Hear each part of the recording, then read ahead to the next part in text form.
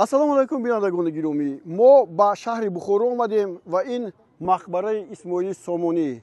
хуб асосгузори давлати Сомониён, давлате ки бо он мо ифтихор мекунем ва ҳанӯз ҳам тавре мебинед мо номи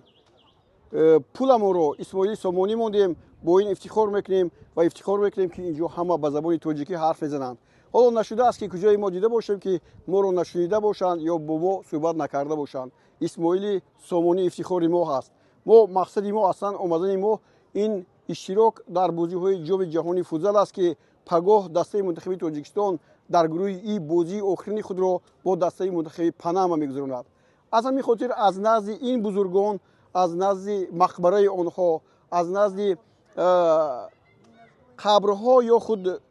манзаратҳое ки инҷо авлиёҳо истодаанд мегузарем ва дуо мекунем ки дастаи мунтахаби Тоҷикистон ба пирӯзӣ ноил шавад ва дар ин аввалин ширкаташ дар бозиҳои ҷоми ҷаҳон ба мартабаи баланд расад ва боз ба даври бозиҳои ҳазфӣ равад. барои ҳамин ҳам ҳамин ҷо омадем, мақбараи Исмоили Сомонӣ. агар мо дар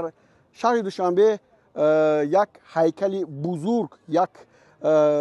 поягузори асосии давлати Сомониро гузошта бошем, пас инҷо он кас дафн шуданд ва ин мақбара ки бибинед сайёҳон чӣ қадар зиёд ҳастанд, ин қадар сайёҳон зиёд ҳастанд ки ҳазорҳо сайёҳон ҳар рӯз ба ин ҷо меоянд ва ҳамин гуна дар бораи давлати Сомониён сухан мегӯянд, дар бораи Исмоили Сомонӣ ки аз асри 89 ин мақбара бино ёфтааст ва дар